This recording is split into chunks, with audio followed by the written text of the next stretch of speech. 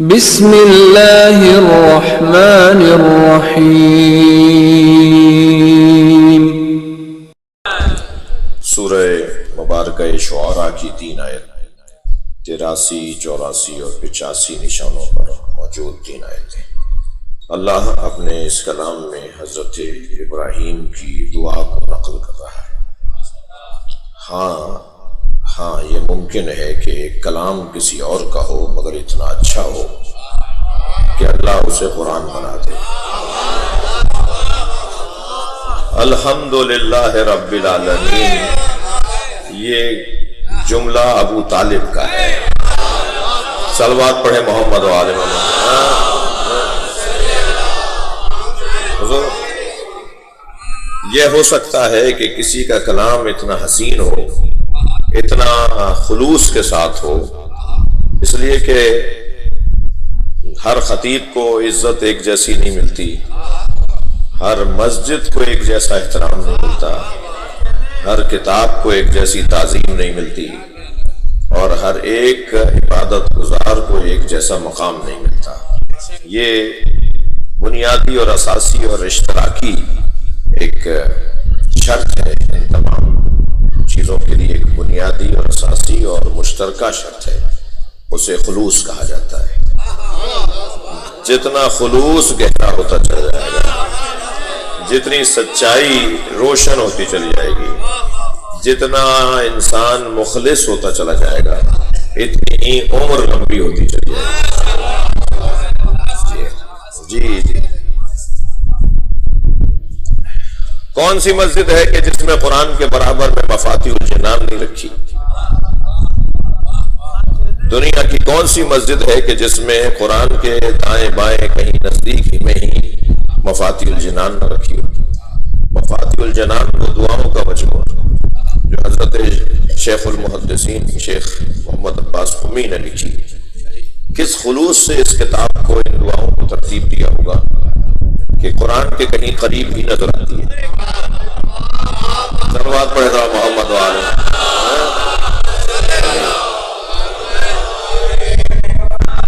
ایک دن ان کے والد اصفہان کے رہنے والے ہیں اور اصفہان میں زندگی گزاری ہے۔ ایک دن ان کے والد گھر میں آئے اور اپنے بیٹے کو لکھتے ہوئے کچھ تحریر کرتے ہوئے دیکھا تو کہا، بیٹا تم بھی عالم ہو اور تمہارے بھی بہت سارے شاگرد تم سے سیکھنے آتے ہیں اور تم بھی کسی کو کچھ پڑھاتے ہو، مگر ہماری مسجد کے جو پیش نماز ہیں ان جیسی تو تم نے آج تک کوئی کتاب بھی، جیسی انہوں نے کتاب لکھی ایسی کتاب تو تم نے آج تک کوئی لکھی نہیں ہے۔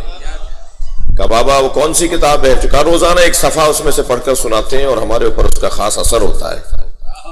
ایسی کتاب ہے کہ جس کا ایک صفحہ ہی ہمارے لیے بہت بڑا ذخیرہ ہوتا ہے۔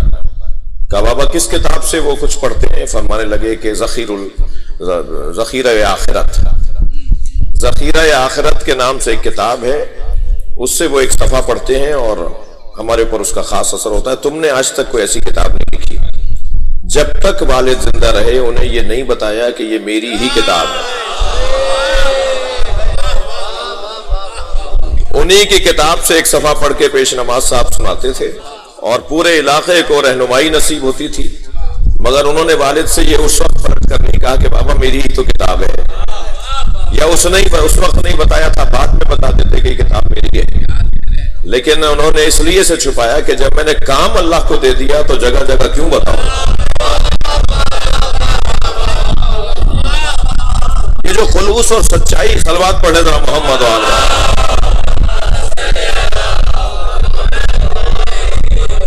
بھائی ہمارے ہاں تو عالمیہ یہ ہے کہ کام کوئی اور کرتا ہے، کوشش یہ ہوتی ہے کہ میرے نام تمام ہو جائے، محنت کسی اور کی، کوشش کسی اور نے کی، مگر جب تک بتا نہیں دیں کہ یہ کام ہم نے کیا ہے۔ اچھا چلیں آپ نے کیا ہوتا، ہم نے کیا ہوتا تب تو بات بنتی تھی، اس کا بھی منع کیا جا رہا ہے کہ اسے چھپاؤ۔ ایک صاحب نے بڑا اچھا محاورہ بدلا ہے، محاورہ یہ ہے کہ نیکی کر کنویں میں ڈال، انہوں نے محاورہ بدلا ہے کہ نیکی کر میڈیا میں ڈال۔ بھائی صلوات پڑھ لیں محمد و آل محمد۔ صلوات پڑھ لیں ذرا محمد و آل محمد۔ یہ کیفیت ہے۔ انہوں نے محاورہ ہی بدل دیا. انہوں نے کہا جی اب تو زمانہ بدل گیا ہے تو محاورے بھی بدل جانے چاہیے. پہلے تو چھپایا جاتا تھا, نیکی کر کر کے چھپاتے تھے اور اس کے حوالے کر دیتے تھے جس کی خاطر نیکی کی ہے. کہ پھیلائے تو وہی پھیلائے جس کے لیے نیکی کی ہے. اور پھر ظاہر ہے اللہ پھیلائے گا تو پھر ایسے پھیلائے گا کہ کوئی روک بھی نہیں سکے گا. تو خلوص اور سچائی جس کام میں ہو اور اخلاص سے عمل, اور میں مولائیوں سے مخاطب ہوں, وہ مولائی سنی ہو یا شیعہ, مولا علی کے دروازے پر بیٹھنے والوں سے بات ہو رہی ہے. اور ہمارا اعزاز یہ ہے کہ ہم جہاں بیٹھے ہیں اس سے اچھی جگہ نہیں ہے. ممکن ہے کسی کو کوئی کنکر چبھ رہا ہو, کسی کو کوئی پتھر چبھ رہا ہو, مگر اس کنکر اور پتھر میں جتنا ذائقہ ہے اتنا کسی گدے اور صوفے پہ ذائقہ نہیں ہے. اس لیے کہ یہاں انسان فطرت سے قریب ہو رہا ہوتا ہے, اور یہ انسان کی ایک حسین کیفیت ہے کہ جب وہ فطرت سے قریب ہوتا ہے, تو جب وہ فطرت سے قریب ہوتا ہے تو وہ اصالت میں بدلتا ہے. اسی لیے کبھی کبھی جایا کریں جانوروں کو دیکھنے بھی. صلوات پڑھیں ذرا محمد. اس سے بہتر اور بلند صلوات.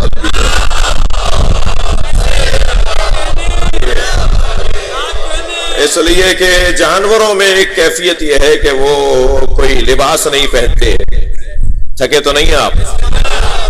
جانوروں کی ایک خوبی یہ ہے کہ وہ لباس نہیں پہنتے. اب یہ خوبی اپنانی نہیں ہے, لیکن جانوروں کی یہ جو خوبی ہے نا کہ وہ لباس نہیں پہنتے, اس کا جس پہلو سے میں بات کر رہا ہوں وہ پہلو میرے بچوں اور جوانوں کے ذہن میں منتقل ہو.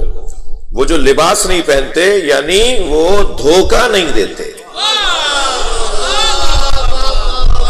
جیسے ہیں ایسے ہیں جی. لباس عربی زبان میں دھوکے کو کہتے ہیں میرے بچوں.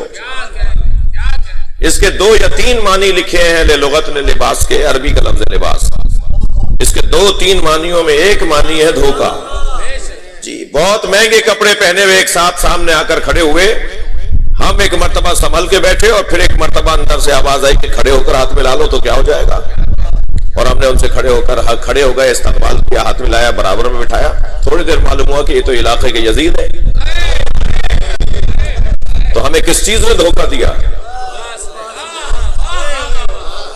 ہمیں لباس نے آمادہ کیا کہ ہم ان کا احترام کریں.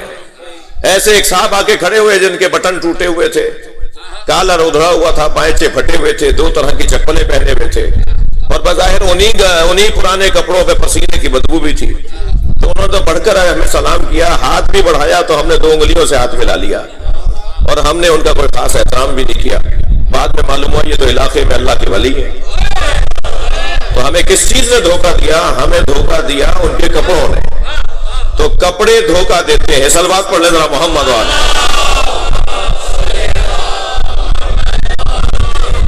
اس سے بہتر اور بلند صلوات نبی.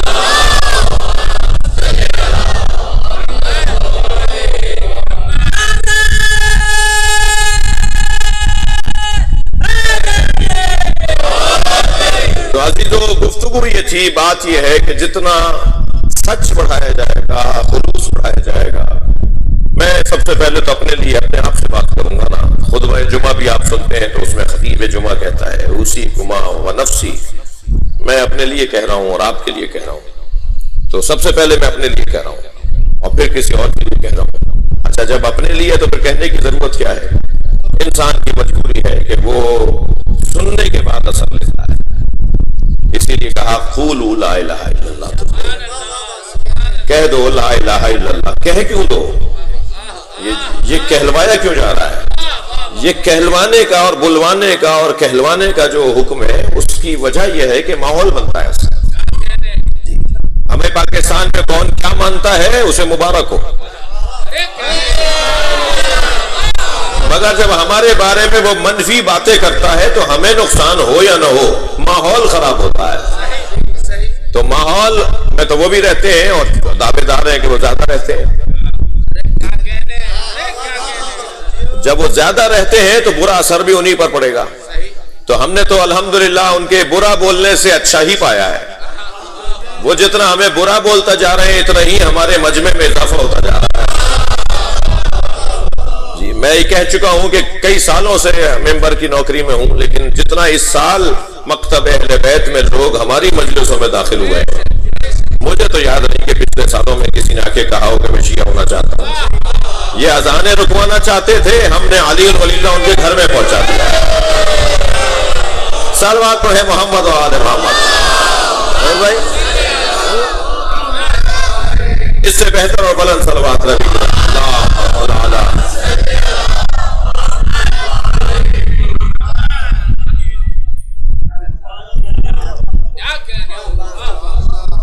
خلوص اور سچائی. ایام عزا کا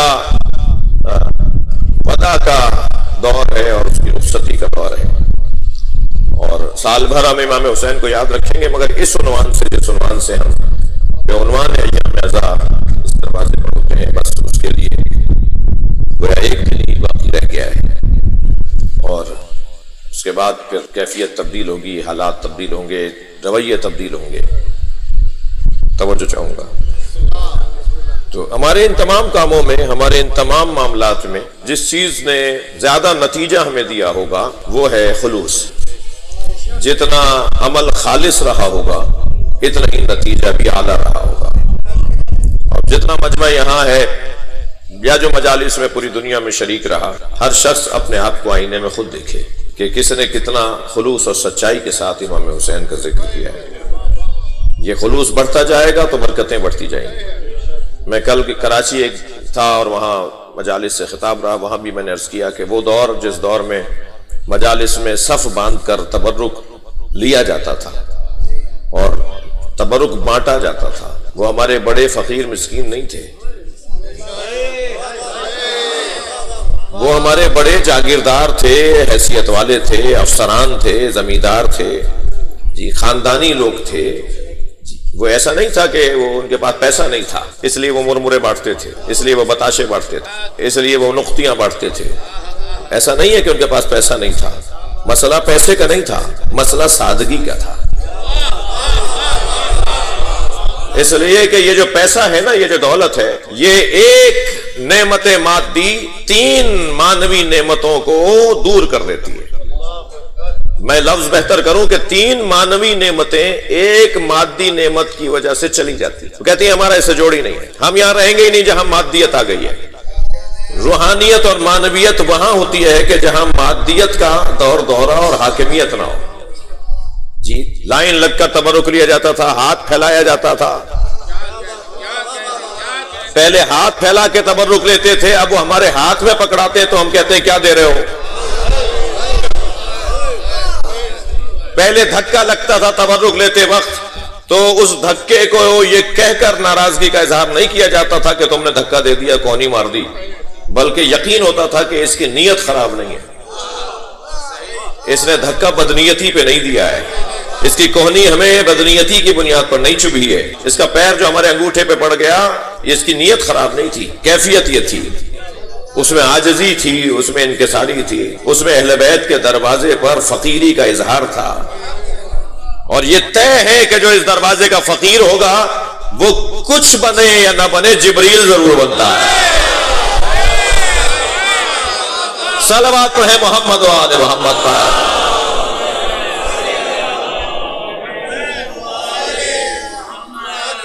توجہ کر لی آپ نے. میرے مولا امام حسن فرماتے ہیں اپنے اس خطبے میں, جس کی طرف ہم نے خمسے میں بھی اشارہ کیا, امام فرماتے ہیں العرش و سریری, عرش میرے آرام کرنے کی جگہ ہے, وہ احمد و ضمیری, اور احمد مصطفیٰ مجھ حسن کا ضمیر ہے, وہ علی و امیری, اور علی میرا امیر ہے, والحسین و وزیری, اور حسین مجھ حسن کا وزیر ہے. اللہ اکبر. جملہ عظیم حسین ہے جو سنیے گا. میرے مولا حسن فرماتے ہیں, مولا حسن فرماتے ہیں اللہ اکبر, والجبریل فقیری, اور جبریل میرا فقیر ہے. یہ گھرانہ ہی کچھ اور گھرانہ ہے, یہ کیفیت ہی کچھ اور ہے. لہٰذا یہاں میرے بچوں, میرے عزیزوں, اختتام ایام عزائم میں جوانوں اور بچوں سے زیادہ بات کروں گا. بزرگوں سے دعا چاہیے کہ یہاں سادگی کو بڑھاؤ, یہاں عاجزی کو بڑھاؤ, یہاں پیسے کی, اور وہ میں نے پھر جملہ تکرار کر رہا ہوں کہ وہ فقیر لوگ نہیں تھے جو پرانے کپڑوں کو رنگوا کر, کالے کپڑوں رنگوا کر پہنتے تھے. نئے کپڑے محرم میں نہیں بنتے تھے. پرانے کپڑوں کو رنگریز کے ہاں ہم لے کر جاتے تھے جی، اور وہ آج تو دور ہی تبدیل ہو گیا۔ مسئلہ جتنا دوڑ بڑھائیں گے نا پیسے کی، اتنی معنویت ختم ہوگی۔ تو پیسہ ہو اچھا اور چیزوں پہ خرچ کر دیں اس پیسے کو، لیکن جس میں مجھے سکون مل رہا ہو اس کے اندر تعلق نہیں ہونا چاہیے۔ تو انسان اس دروازے پہ عاجزی کے ساتھ پیش ہوگا۔ خلوص اور سچائی، اللہ کرے ان باتوں پر عمل ہو، اور خاص طور پر میں نے پہلے کہہ دیا، میں اپنے لیے بات کر رہا ہوں، ہم سب کو وعظ و نصیحت کی ضرورت ہے، ہم سب موعظے کے محتاج ہیں۔ مولا علی فرماتے ہیں کہ جو موعظہ طلب نہ کرتا ہو اور موعظہ سنتا نہ ہو، اس کا دل مر جاتا ہے۔ مردہ دل ہو جاتے ہیں وہ لوگ جو موعظہ طلب نہ کرتے ہوں۔ نصیحت طلب کرنا، موعظہ طلب کرنا، یہ حسن ہے انسان کی بہتری کے لیے۔ دقت چاہوں گا تو اللہ ہر ایک مسجد کو ایک جیسا مقام نہیں دیتا جی۔ جو مقام مسجد گوہر شاد کا ہے وہ مقام کوئی اور مسجد کا تو نہیں ہے جو امام رضا کے حرم کے برابر میں اسی جیسی عمارت کے ساتھ۔ جو مقام مسجد قباء کا ہے وہ مقام کسی اور کا تو نہیں ہے، اس لیے کہ اس مسجد قباء کو بنانے کے لیے خود نبی نے پتھر اور اینٹیں اٹھائیں، کم بات تو نہیں ہے۔ اور پھر قرآن نے قاعدہ دے دیا کہ جس کی بنیاد میں تقویٰ ہو وہ عمارت دیر پا ہوتی ہے۔ مجھ سے ایک جوان کہنے لگا، صاحب ہماری انجمنوں میں، ہمارے ماتمی دستوں میں، ہمارے ٹرسٹوں میں، ہمارے اداروں میں جو الجھنیں ہیں، جو مسائل ہیں ہماری تنظیموں میں، اس کی وجہ کیا ہے؟ میں نے کہا وہی وجہ ہے جو قرآن میں مسجد بناتے ہوئے اللہ نے بیان کی ہے، اور وہ وجہ ہے تقویٰ سے دوری۔ تقویٰ بنیادوں میں ڈال دو، کبھی جھگڑا ہی نہیں ہوگا، کبھی لڑائی نہیں ہوگی، کبھی پارٹی بازی نہیں ہوگی۔ صلوات پڑھ لیں ذرا محمد والے۔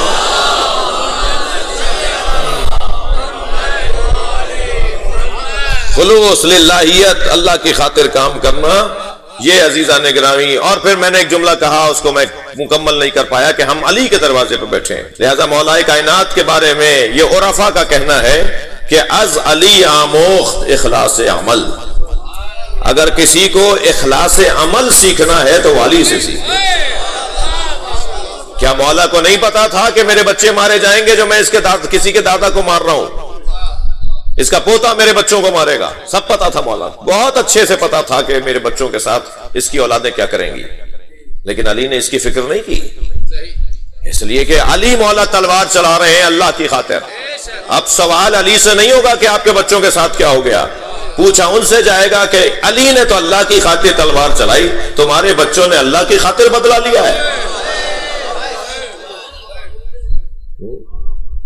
اخلاص، سچائی، عزیزان گرامی صلوات ہدیہ کریں گے۔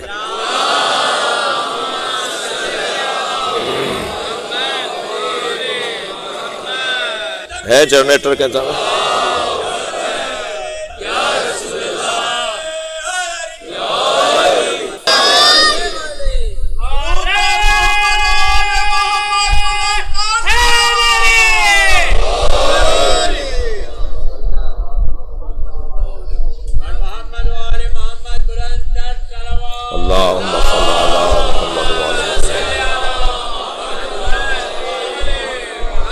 حضرت ابراہیم جو دعا مانگ رہے ہیں وہ دعا آج تک قرآن مجید میں اللہ کے کلام کے عنوان سے یاد کی جا رہی ہے جی۔ الفاظ ابراہیمی ہیں مگر کلام الہی ہے۔ کسی کے اندر اتنا خلوص ہو، کسی کے الفاظ میں اتنی طاقت ہو کہ اللہ اسے کلام اپنا کہہ دے، یہ مقام ہے اس مخلص کا، اس عظیم انسان کا جو اللہ کی بارگاہ میں عاجزی کے ساتھ حاضر ہو رہا ہے۔ ارشاد ہو رہا ہے سورہ مبارکہ شعراء کی 83 نمبر کی آیت، رب حب لی حکمن، یا اللہ حکم اور فیصلہ میرے حق میں کر دے، فیصلہ میرے حق میں کر دے، امور میرے ہاتھ میں آ جائیں، معاملہ میرے ہاتھ میں رہے۔ اب یہ خود پسندی کا معاذ اللہ عنوان نہیں ہے، بلکہ وہ جانتے ہیں کہ جب انسانی عظمت اور ترقی نصیب ہی میری اولاد کے ذریعے ہونی ہے تو یا اللہ اسی پر امضا فرما دے، اسی پر دستخط فرما دے، اسی کی تائید کر دے کہ جو ہونا ہے، یعنی جو تقدیر کرے گی وہ تیری طرف سے ہو، وہ جو ہونا ہے اس کی تائید فرما دے، جو تو چاہتا ہے اس کی تائید فرما دے۔ جو تو چاہتا ہے اس کو ثبت فرما دے. جب یہ ہونا ہے کہ میری نسل کے ذریعے سے ہی امت کو اور انسانیت کو ہدایت ملے گی، تو جو ہونا ہے اس کی تائید کر دے اور اس کی حمایت کر دے. یعنی یوں کہہ دوں کہ جو لوح محفوظ میں لکھا ہے اسے لوح محفوظ میں لکھ دے، لوح محفوظ اس بات سے ہٹا دے. وہ ایک بحث ہے کہ کچھ چیزیں ہیں جو لکھی جاتی ہیں اور پھر کچھ چیزوں کو ان میں سے مٹا دیا جاتا ہے. وہ بھی اللہ ہی لکھتا ہے اور وہ بھی اللہ ہی مٹاتا ہے، اور پھر اللہ مٹانے کے بعد خود لکھتا ہے، جسے ہمارے ہاں عقیدہ بدع کہا جاتا ہے. میں نے کچھ جملے کہے تو مجھے الجھن ہوئی ہے کہ کہیں غلط فہمی اور کہیں بات تشنا نہ رہ جائے، اس لیے اس کی وضاحت ضروری ہے. کچھ اللہ لکھتا ہے اور پھر اللہ خود ہی مٹاتا ہے. جی یہ جو ہم بار بار کہہ رہے ہیں نا کہ یہ لائف مجلس سے نہیں چلاؤ، کچھ بدہضمی کا شکار لوگ ہیں، وہ بات سمجھ نہیں پاتے، اس لیے ہم کسی سے گھبرا کے اور ڈر کے نہیں، ان کا قصور نہیں ہے بیچاروں کا. یہ میرا جملہ تکراری ہے کہ جس نے کچی پکی نہ پڑھی ہو اسے میٹرک کے بعد کیسے سمجھ میں آئے. آپ جب معیاری گفتگو کر رہے ہوں گے، آپ جب علم کلام امامیہ کی بات کر رہے ہوں گے، علم کلام امامیہ کی بات کر رہے ہوں گے، علماء امامیہ نے جو علم کلام بیان کیا ہے، اور وہ بات وہ ایک چلتا پھرتا بندہ سنے گا اور ایک جملے میں سنے گا. اور یہ ہمارے بچے جو ویڈیو بنا رہے ہوتے ہیں، ان کا تو 1 منٹ کا کلپ زیادہ وائرل ہوتا ہے، اور 1 منٹ میں کیسے سمجھائیں کہ عقیدہ بدع کیا ہے. اور وہ زیادہ وائرل کرنے کے چکر میں بات تشنا چھوڑ دیتے ہیں اور پھر بات ناتمام رہ جاتی ہے اور پھر کسی کو غلط فہمی ہو جاتی ہے. تو یہ آج جدید اس دور نے بھی ہمیں مشکلوں میں ڈالا ہوا ہے. وجہ صرف یہی ہے کہ بات ناتمام رہتی ہے. یعنی اللہ ایک حکم لکھتا ہے، پھر اللہ ہی اس حکم کو بدلتا ہے. اس کا ہرگز یہ مطلب نہیں ہوتا کہ اسے عقیدہ بدع کہتے ہیں. اس کا ہرگز یہ مطلب نہیں ہے کہ معاذ اللہ کے علم میں کوئی تبدیلی آ گئی. ہم پر اعتراض اس بات میں یہ ہوتا ہے کہ شیعہ حضرات جب یہ کہتے ہیں کہ اللہ تقدیر بدل دیتا ہے، اللہ لکھتا کچھ ہے پھر کچھ مدت بعد اسے بدل دیتا ہے، تو گویا اللہ کے علم میں تبدیلی آ گئی. نہیں، ہم اللہ کے علم کی تبدیلی کے قائل نہیں ہیں، ہم بندے کے مزاج کی تبدیلی کے قائل ہیں. اس سے آسان اور جلدی بات نہیں ہو سکتی تھی. صلوات پڑھیں ذرا محمد و آل محمد. جی لہذا جب تمہاری ایک صلوات اور ہدیہ کریں.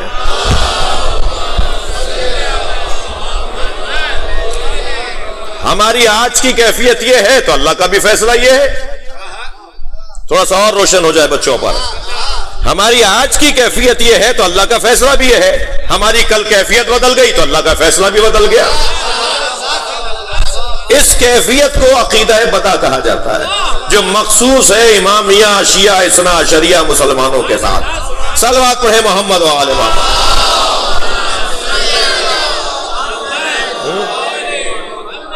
ایک اور بہتر صلوات نبی اور آل.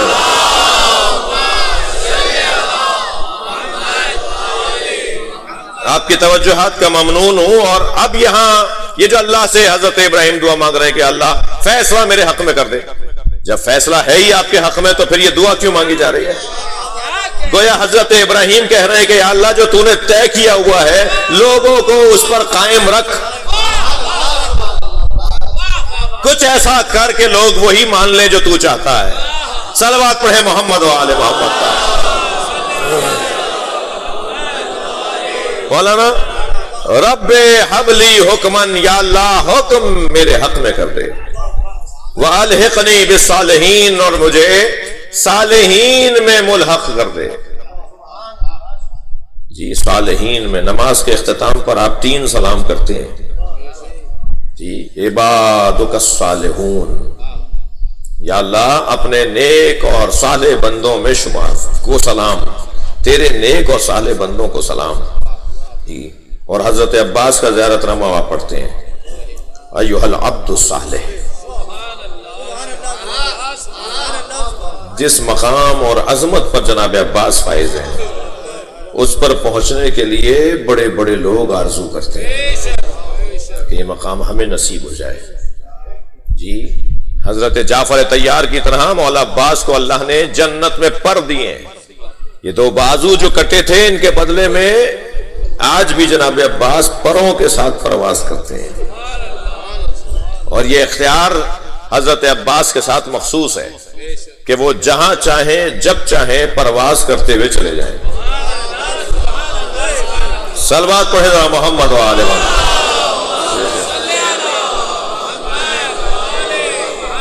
جی جی جی یہ حضرت ابراہیم کی دعا کہ یا اللہ مجھے ملحق کر دے صالحین کے ساتھ. یہ حضرت ابراہیم دعا فرما رہے ہیں.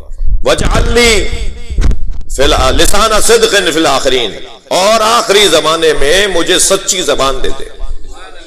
آخر میں جب قیامت قریب ہو تو آخر میں مجھے سچی زبان دے دے. تو حضرت ابراہیم کی تو لہرت ہوئے ہزاروں سال گزر گئے.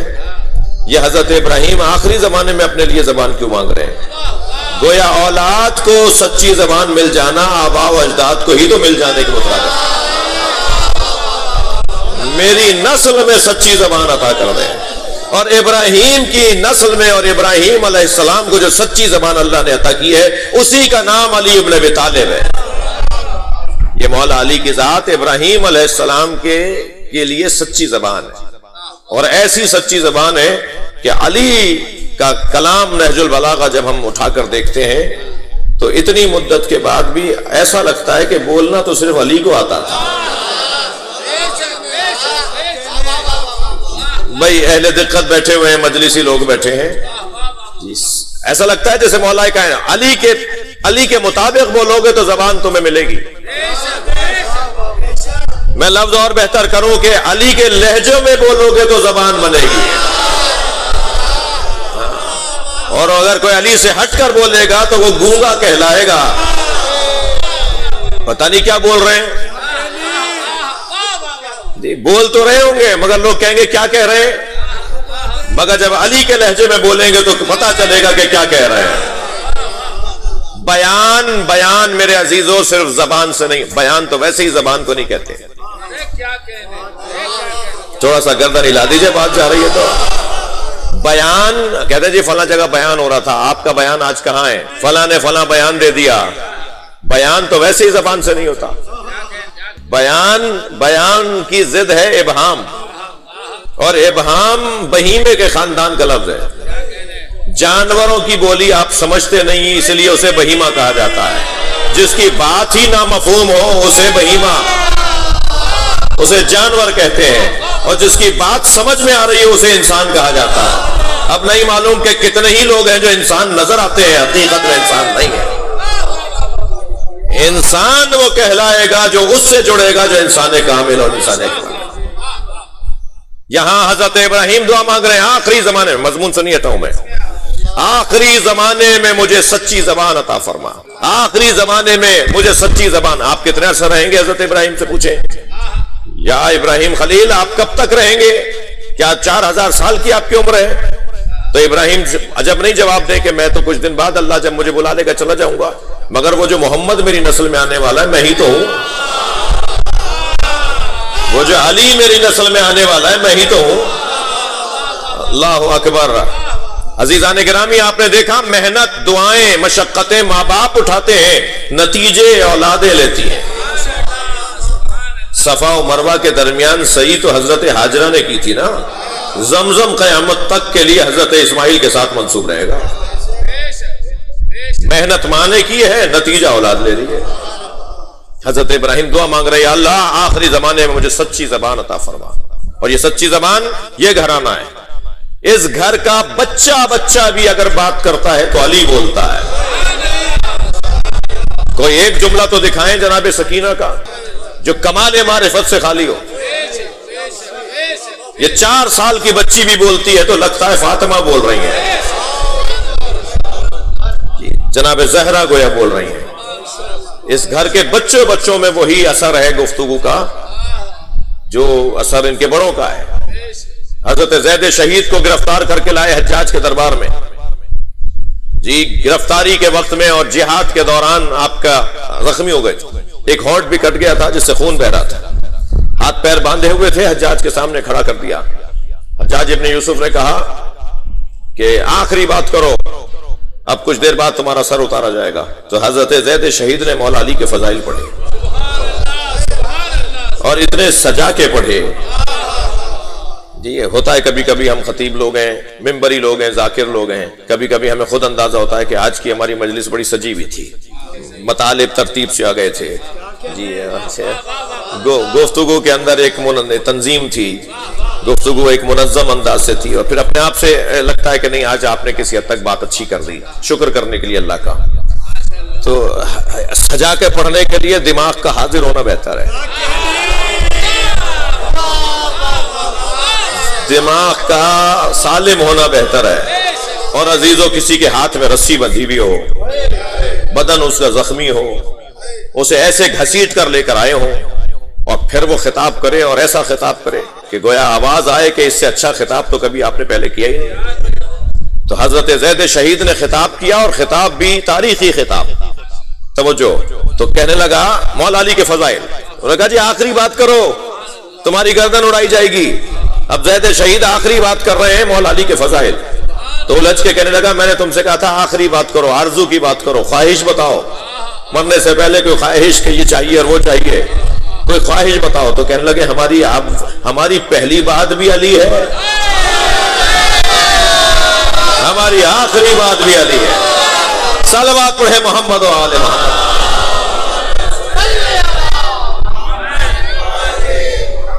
لہذا میرے محترم ذاکرین سے میرا ایک جملہ ہدیتاً ہے کہ کچھ بھی حالات ہو جائیں، کیسے بھی معاملات ہو جائیں، اپنے خطابوں کا اصلی محور مولا علی کو رکھو، مولا کائنات سے ہٹ کر بات نہ ہو۔ اگر معاشرے کی اصلاح کی بات ہونی ہے، اور نفس کی تہذیب کی بات ہونی ہے، اور گھروں کی تنظیم کی بات ہونی ہے، تو وہ بھی علی کے ذکر کے سائے میں ہو۔ ایسا نہیں ہو کہ 1.5 گھنٹے کی گفتگو ہوئی اور ایک دفعہ بھی مولا علی کا نام نہیں آیا۔ بات ہوگی تو علی کے صدقے میں ہوگی، اس لیے کہ دشمن چاہتا یہ ہے کہ یہ نام ان کی زبان پر نہ آئے، مگر انہیں کوئی جا کر بتا دے کہ یہ نام ہم اس لیے لیتے ہیں کہ اس کے پیچھے ارادہ پروردگار ہے، ہم نہیں لیں گے، اللہ کسی اور سے کلوائے گا، کسی اور سے کہلوائے گا۔ یہ نام بہرحال ذکروں میں رہے گا اور محفلوں میں رہے گا۔ یا اللہ مجھے آخری زمانے میں سچی زبان عطا فرما۔ حضرت ابراہیم دعا مانگ رہے ہیں، اور پھر تیسری دعا آیت نمبر 85 فرمایا وَجْعَلْنِي مِنْ وَرَثَةِ جَنَّةِ النَّعِيمِ وَجْعَلْنِي مِنْ وَرَثَةِ جَنَّةِ النَّعِيمِ، اور مجھے جنت کے وارثوں میں سے قرار دے، جنت کے وارثوں میں سے قرار دے۔ تھکے تو نہیں بیٹھے؟ حضرت ابراہیم جنت کے وارثوں میں سے قرار پانا چاہتے ہیں۔ یہ دعا مانگی تھی دادا نے، اللہ نے جنت کا سردار بچوں کو بنا دیا ہے۔ صلوات پڑھیں حسنین کی خوشنودی کے لیے۔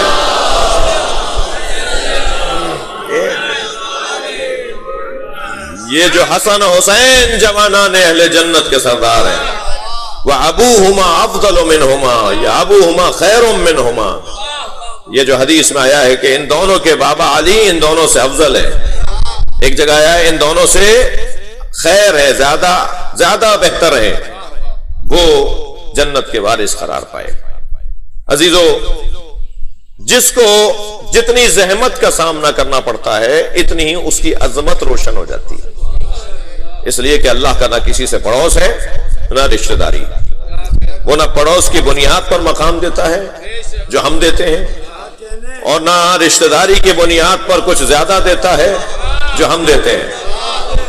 جی ہم رشتہ داروں کو زیادہ توجہ دینی چاہیے، چاہنا چاہیے، محبت کرنی چاہیے، حکم ہے۔ پڑوسیوں کا زیادہ خیال رکھنا چاہیے، حکم ہے۔ پڑوسی ہے چاہے ہندو ہو،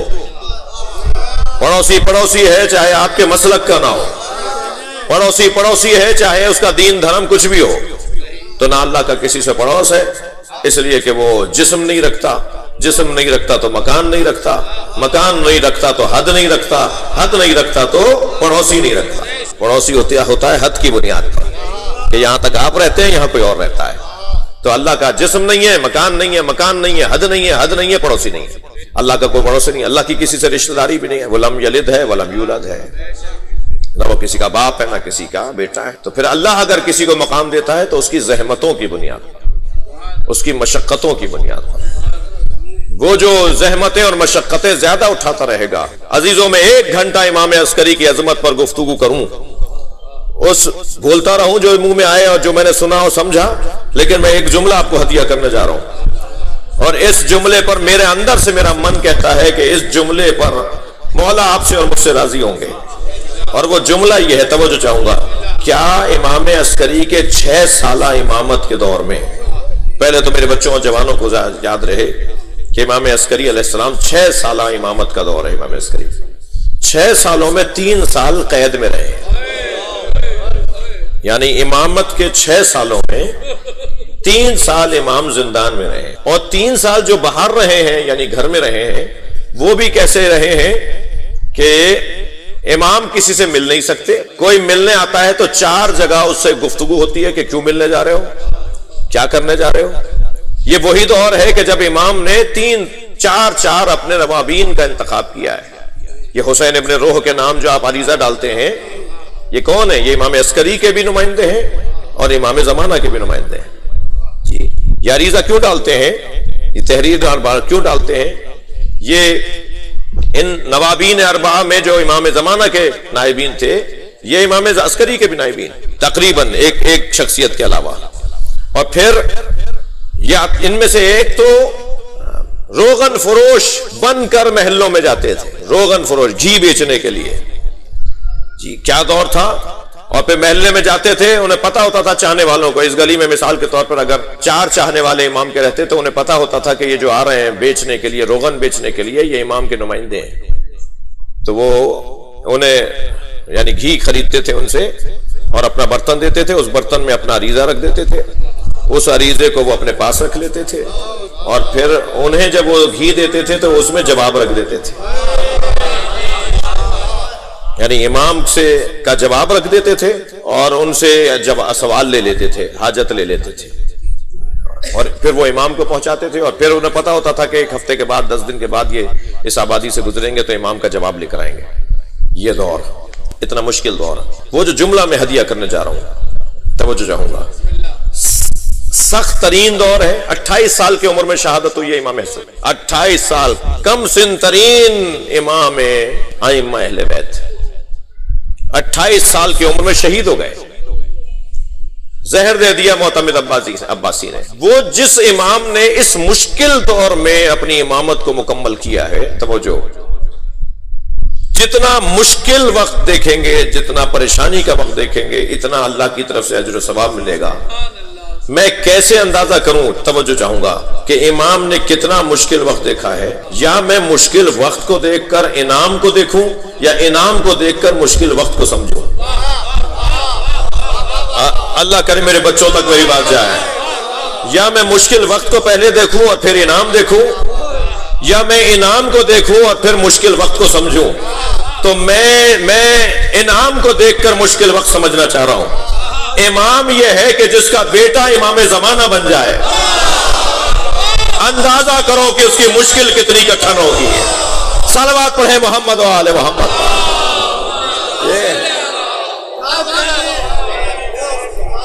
بلند تر صلوات محمد و آل محمد۔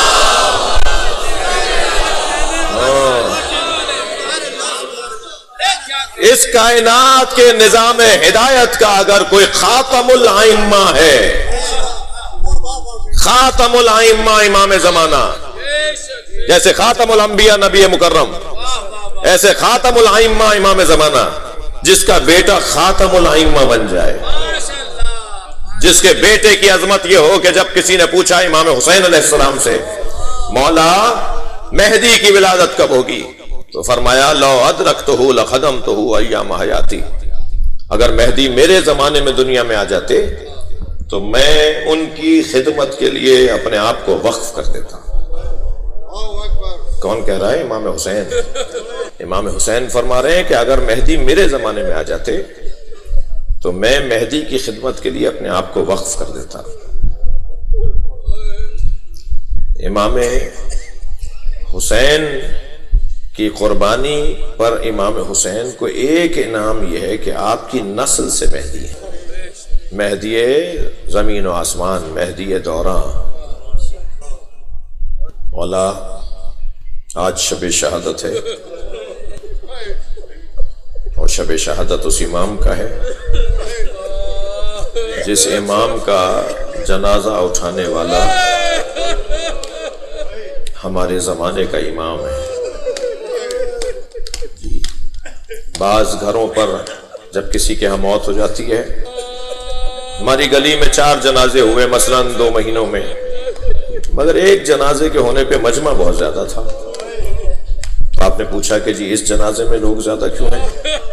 تو جواب دیا جائے گا کہ یہ مثلاً اس علاقے کا بزرگ ہے جی، تو سب سے زیادہ پرسہ تو امام زمانہ کو دینا ہے نا، ان کا دور ہے، سردار ہیں ہمارے، مالک ہیں، مولا ہیں ہمارے، اور پرسہ اس لیے دینا ہے کہ 5 سالہ عمر میں یتیم ہوئے ہیں۔ اجرکم اللہ، اجرکم اللہ۔ ہم نے دیکھا ہے کہ جب کم سن بچے یتیم ہوتے ہیں تو ان پہ شفقت زیادہ ہوتی ہے، ان سے پیار کا اظہار زیادہ ہوتا ہے۔ یہ کیسی شفقت ہے کہ امام اپنے بابا کے جنازے کو کاندھا بھی نہیں دیتا، صرف نماز پڑھانے کے لیے گھر سے باہر آئے، تکبیر نماز کہیں اور پھر دوبارہ غیبت میں چلے گئے، اس لیے کہ مصلحت الہی یہی ہے، مصلحت الہی یہی ہے۔ جب معتمد عباسی نے امام عسکری کو زہر دیا اور عزاداروں زہر کا اثر بڑھنے لگا تو حضرت نے اسماعیل ابن یحییٰ نامی اپنے غلام کو کہا کہ تم حجرے میں، فلاں حجرے میں جاؤ، وہاں ایک کم سن بچہ بیٹھا ہوا اللہ کا ذکر کر رہا ہوگا، اسے میرے پاس لے آؤ۔ وہ کہتے ہیں پہلے تو مجھے تعجب ہوا کہ کون کم سن بچہ اس گھر میں آیا ہوگا، کس کا بچہ آیا ہوگا؟ کہتا ہے کہ جب میں اس حجرے میں گیا تو میں نے دیکھا ایک 4 یا 5 سالہ بچہ ہے جو مصلی عبادت پہ بیٹھا اللہ کی تسبیح کر رہا ہے۔ میں نے اسے جا کے کہا کہ حجرے میں امام عسکری آپ کو بلا رہے ہیں۔ وہ میرے ساتھ آئے اور جب امام کی خدمت میں پہنچے تو امام نے انہیں اپنے سینے سے لگایا اور فرمایا کہ اسماعیل ابن یحییٰ تم ہمارے گھر میں اور غلاموں اور کنیزوں کو بلا لو، اللہ رے غربت جو اپنے گھر میں بھی غریب ہو کہ کن کنیزوں اور غلاموں کو بلا لو۔ جب سب آ گئے تو امام نے فرمایا یہ تمہارا آگے 12واں امام ہے اور تمام امور امامت امام زمانہ کو سونپا اور امام زمانہ کے ہاتھ کو پکڑ کر وصیتیں فرمائی اور فرمایا کہ جب میں تمہارے ہاتھ کو فشار دوں تو سمجھنا کہ میری روح پرواز کر رہی ہے۔ گویا امور امامت تفویض کرتے ہوئے آواز آئی انا للہ و انا الیہ، اجرکم اللہ، اجرکم اللہ، آپ کی آوازیں بلند ہے۔ غسل و کفن دیا، امام عسکری کو غسل و کفن دیا اور جنازہ تیار ہوا۔ یہ واحد جنازہ ہے کہ جس جنازے میں معتمد عباسی خود بھی شریک ہے، زہر دینے والا بادشاہ وقت بھی شریک ہے اور مملکت کے بڑے افسران بھی موجود ہیں۔ ائمہ اہل بیت میں جس کے جنازے میں سب سے زیادہ لوگ شریک تھے وہ امام عسکری کا جنازہ ہے۔ اور جب جعفر آگے بڑھے نماز پڑھانے کے لیے تو بالکل صفیں درست ہو چکی ہیں اور تکبیر کہنے کا ایک لمحہ رہ گیا تھا کہ دروازہ کھلا اور ایک وہی 5 سالہ بچہ باہر آیا اور آگے بڑھ کر کہا کہ چچا ہٹیے، یہ جنازہ میں پڑھاؤں گا۔ وہ ہزاروں کی تعداد میں اور خاص طور پر پہلی صف میں کھڑے ہوئے تمام لوگوں نے دیکھا کہ ایک 5 سالہ بچے نے نماز جنازہ پڑھائی اور جب جنازہ مکمل ہو گیا، جنازہ پڑھا لیا تو وہ دوبارہ اپنے گھر میں واپس چلے گئے اور پھر لوگ پوچھتے رہ گئے یہ کون ہے؟ غربت دیکھیے امام عسکری کی، غربت دیکھیے امام زمانہ کی، کہ اب یہ کوئی نہیں بتا سک رہا کہ یہ کون ہے، امامت کا نظام کیسے آگے آیا ہے، اللہ نے کیسے اپنی حجت کو بچایا ہے، کیسے اپنی حجت کے تحفظ کا انتظام کیا اور جنازہ شان سے اٹھایا گیا اور سامرہ میں دفنا دیا گیا۔ میں بس امام زمانہ کو ایک جملہ کہہ کر مجلس کو مکمل کروں، اور ابھی آپ تابوت کی زیارت کریں گے، ابھی آپ نشان کی زیارت کریں گے۔ میں امام زمانہ کو بس اتنا کہوں، مولا آپ کو کاندھا دینے کا موقع نہیں ملا، مولا آپ کو قبر میں اتارنے کا موقع نہیں ملا، لیکن مولا سلام ہو امام زین العابدین کو جو باپ کا لاشا بے گور و کفن چھوڑ کر جا رہے ہیں اور حسین کا لاشا 3 دن بے گور و کفن رہا۔ امام عسکری کا جنازہ شان سے اٹھا مگر حسین کا جنازہ اٹھانے والا کوئی نہیں تھا۔ اللہ لعنت اللہ علی قوم الظالمین یا حسین۔